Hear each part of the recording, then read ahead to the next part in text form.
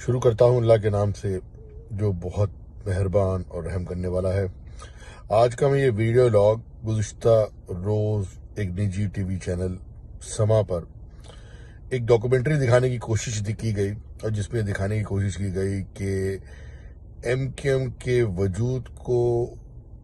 کے خاتمے جو نام نہاد اور جبر کے ذریعے دفاتر بند کرنے کے بعد، ان کو سیل کرنے کے بعد وہاں کی کیا صورتحال ہے، اور اپنے کچھ پیڈ لوگوں کو پیسے دے کر علاقہ مکین ظاہر کر ان سے انٹرویوز دلوائے گئے، اور ایک ایسی خوشی اور اس انداز میں تمسخر بنانے کی کوشش کی گئی۔ تو میں کچھ ماضی کے جھروکوں سے یاد دلا دوں ان تمام بد عقل اور بے عقیدہ لوگوں کو کہ اگر ہم ماضی سے ہی دیکھیں تو یہ ظالم لوگ انہی اجداد کی سنت ادا کر رہے ہیں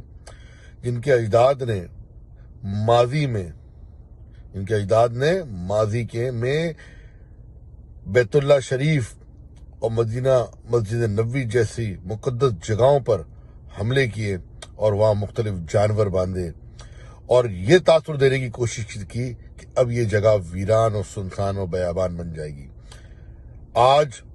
اس دور کا یزید، اس دور کے ظالم و جابر حکمران، آج ان کی قبروں پہ کتے اور مختلف جانور لوٹتے ہیں، ان کے نشان نہیں ملتے داستانوں میں۔ تو تمام ظالموں اور خاص طور پر سماج چینل جو دو کوڑے کے عورتوں کو لے کر آ کر وہاں پر بے شرم لوگوں کو لے کر آ کر پیرول کے اوپر لوگوں کی تکلیف، لوگوں کے جذبات کا مذاق اڑاتے ہیں۔ انٹرویو لینا ہے اور مرد کے بچے ہو تو نکلو گلیوں میں شہروں کی، اور ہر جگہ جا کے لوگوں سے پوچھو کہ یہ ایم کیو ایم کے unit office, sector offices, M P As, M N S کے آفیسز 90 سے کتنی لوگوں کی داد رسی کی جاتی تھی، وہاں کتنے لوگوں کے مسائل حل کیے جاتے ہیں۔ آج لوگ روتے ہیں کہ آج ہمارے شہر کا، اس صوبے کا کوئی پرسان حال نہیں ہے، مگر مت بھولنا ان لوگوں کا، اس شہر کے لوگوں کا، ان سب کا ایک ہی وارث ہے، اس کا نام الطاف حسین ہے، اور اس کی آہٹ تمام ظالم جابروں کے کانوں میں آج بھی موجود ہے۔ یہ 90 یہ اس درویش کا گھر تھا جہاں دن میں ہزاروں لوگوں کو روزانہ کی بنیاد پہ کھانے کھلائے جاتے تھے۔ مت بھولنا اور ان سازشوں سے باز آنا، اور ہمارے حوصلوں کو مت